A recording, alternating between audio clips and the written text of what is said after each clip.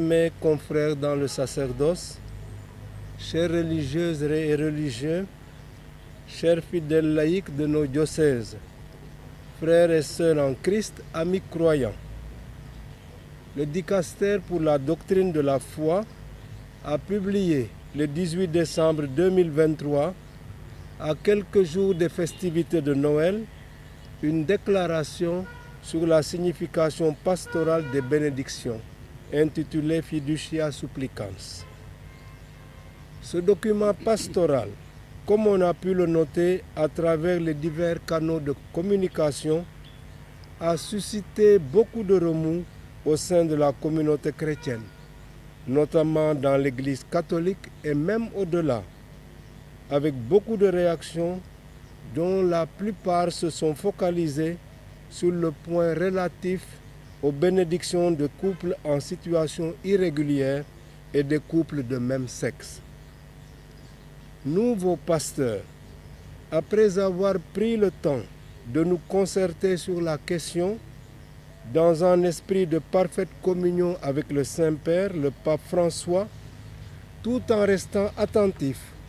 aux multiples et légitimes interpellations de notre Église locale, avons décidé d'y revenir à travers la présente adresse. Celle-ci fait suite à notre premier communiqué en date du 28 décembre 2023, dans lequel nous avions jugé nécessaire de rappeler la doctrine de l'Église universelle et notre intime conviction de pasteur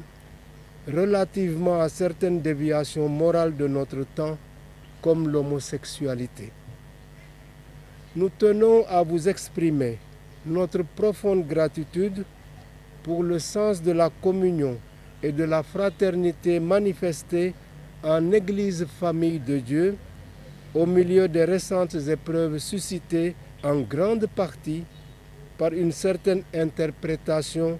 de la dite déclaration qui laisse croire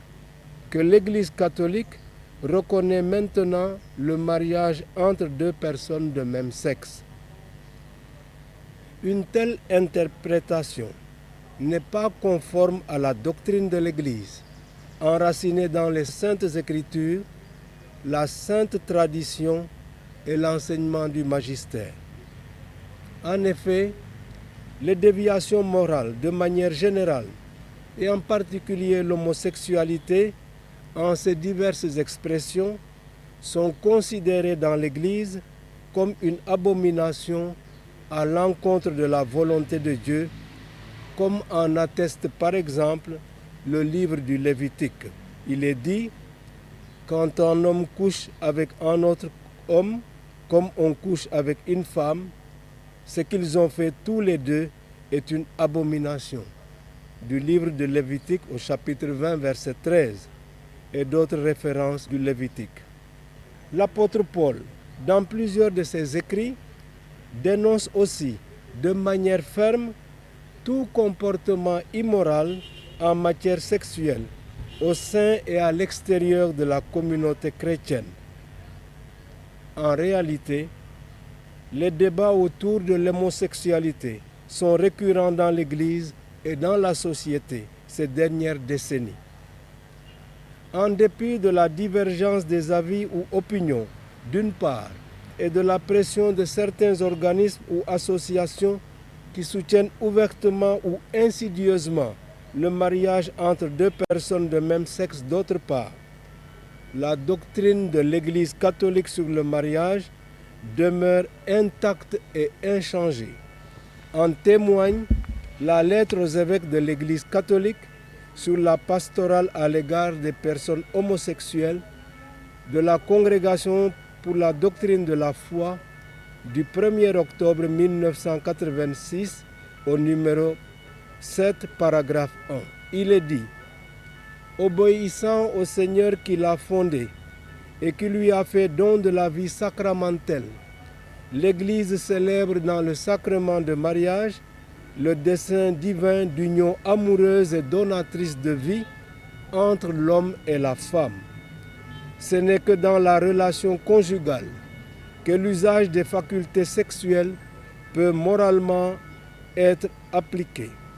Aussi, quand elle fait un usage homosexuel de ses facultés, la personne agit de façon immorale. À propos de la récente déclaration Fiducia Supplicans portant sur la signification pastorale des bénédictions,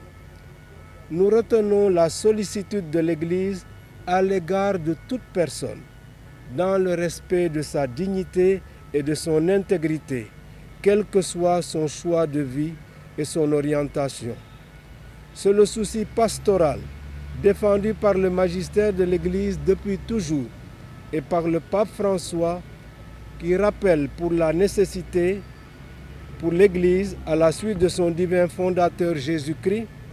d'être proche de toute personne, notamment des plus vulnérables, pauvres ou marginalisés, les homosexuels y compris. Cependant, dans le contexte actuel d'une légitimation ou légalisation progressive et insidieuse de l'homosexualité et d'autres déviations morales, nous, vos pasteurs, évêques du Sénégal, affirmons clairement que dans nos diocèses, aucune forme de bénédiction liturgique ou extra-liturgique ne peut être administrée à deux personnes de même sexe qui en feraient la demande expresse en tant que couple. Par ailleurs, s'agissant des couples en situation irrégulière, concubins, divorcés remariés, polygames, ils ne font en rien altérer la doctrine de l'Église catholique sur l'institution matrimoniale, au risque de semer le doute dans les esprits ou de créer le scandale dans la vie de nos communautés. À la suite de nos confrères dans l'épiscopat, au niveau des conférences épiscopales réunies de l'Afrique de l'Ouest, Serao Rekoa, et du symposium des conférences épiscopales d'Afrique et de Madagascar, Cheyam, nous vous invitons à rester calmes et sereins, soudés par le ciment de la prière et de l'espérance du Christ qui ne déçoit pas. En tant que pasteur, notre devoir est aussi d'intercéder pour qui a besoin de la grâce de Dieu qui ne fait aucune différence entre les hommes. Que le Seigneur, qui est avec nous dans la barque de l'Église, apaise la tempête et nous procure la grâce de la sérénité chrétienne et d'une conversion véritable. Que par l'intercession de Saint Joseph et de la bienheureuse Vierge Marie, Notre-Dame de la délivrande de Popenguine, Dieu nous accorde la grâce et la paix. Fait au Cap des Biches, le 18 janvier 2024, les évêques du Sénégal.